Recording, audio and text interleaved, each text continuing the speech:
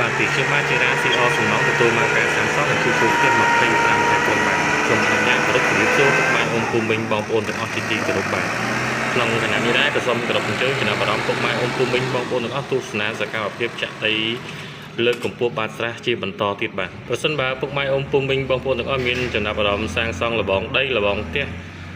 តាក់ទងនឹងការងារសំណង់សាងសង់ផ្ទះជួសជុលផ្ទះអាចតាក់ទងមកខាងខ្ញុំបាទជារាស៊ីអសំណងទទួលមកការសាងសង់និងជួសជុលផ្ទះ25ខែកុម្ភៈដល់ជូនពុកម៉ែអូនពូមីងបងប្អូនទាំងអស់នៅក្នុងចិត្តគោរពសំណងនិងចំណាយសំរុំពីចូលដោយបន្តិចទៀតបាទសូមគោរពលើកម្រាមដៃ10ជូនពរពុកម៉ែអូនពូមីងបងប្អូនទាំងអស់មានសុខភាពល្អមានសុខភាពអំពើរកស៊ីទទួលទានមានបានគ្រប់ពីបាទពីខ្ញុំបាទជារាសូមគោរពលាបាទ